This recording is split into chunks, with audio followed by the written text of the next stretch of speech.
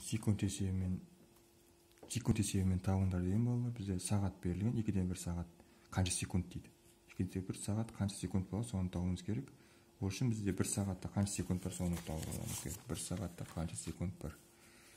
1 сағатта балалар 60 минут бар. Оның барлықтарын білесіңдер, 60 минут бар. Енді минутты секундқа айналдырамыз. 1 минутта балалар білесіңдер, сенде 60 секундтың бар екен, онда 60-ты 60-ға көбейтеміз. 1 минутта 60 секунд бар. Ал 60 минутта бізде балалар, сонда 60 минутты 60-ға көбейтеміз, сонда 3600 секунд бар. 3600 секунд бар.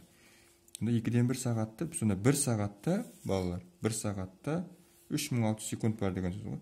1 сағат. Енді 2-ден 1 сағатта қанша секунд бар деп отыр бізде. Онда 2-ден 1 сағатты біз көбейтеміз.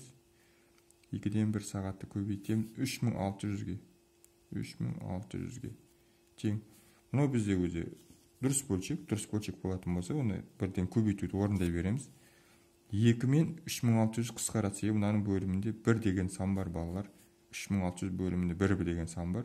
2 мен 3600 көбейтілетін жерде. Қысқартылады екеуі. 2 мен 3600 қысқартылады. 2 деген санға бөлінеді мына 2 сан. Бөлшекті қысқартамыз. 2-ні 2-ге бөлеміз. 1 болады. 3600-ді 2-ге бөлеміз. 1800 болады. Енді көбейтеміз. 1-ді 1-ге көбейтеміз. 1 шығады. 1-ді 1800-ге көбейтеміз. 1800 шығады. Тең. Енді 1800, 1-ден 1800 деген ол бұрыс бөлшек. Онда 1800-ді 1-ге бөлеміз. 1800 1-ге бөлсек 1800 секунд шығады. С деп қойсаңдар болады. 1800 секунд. Ал егер мына жерде минут болатын болса, балалар, 2-ден 1, мысалы үшін 2-ден 1 мин деп тұрса, минут деп жазылған болса, онда 60-ға көбейтесіңдер. 60-ға, 3600-ға емес, 60-ға көбейтесіңдер.